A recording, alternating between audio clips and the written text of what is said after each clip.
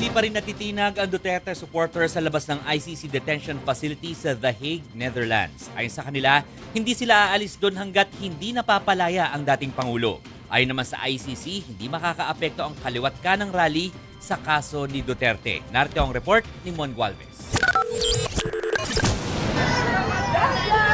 Hindi lang mga Pilipino sa abroad ang nakikisa sa mga ginagawang pagtitipon sa labas ng ICC Detention Center sa The Hague, Netherlands. Kahit kasi ilang foreigner na mataang sumasali sa mga demonstrasyon bilang suporta para kay dating Pangulong Rodrigo Duterte.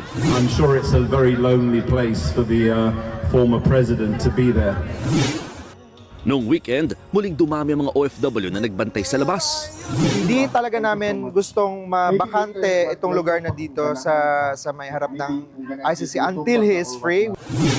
Paglilinaw ng tagapagsalita ng International Criminal Court, hindi makakaapekto sa kasong kinakaharap ng dating Pangulo ang kaliwat ka ng demonstrasyon. The ICC judges can only take into account what is in the files before them, what is the evidence that is presented, and what is the applicable law. That's what leads a decision. Siniguro rin nilang maayos ang paghawak nila sa kalusugan ng dating Pangulo kahit hindi pinayagang ipasok ang mga gamot nito mula sa Pilipinas.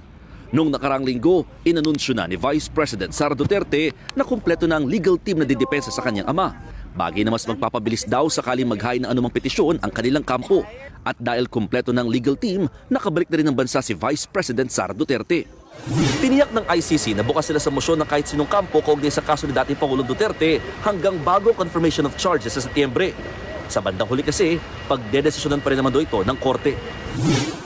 Binigyang diin naman ng abogado ng mga biktima ng umano'y extrajudicial killings na sa sariling bulsa nila galing ang mga gasto sa pagharap sa ICC.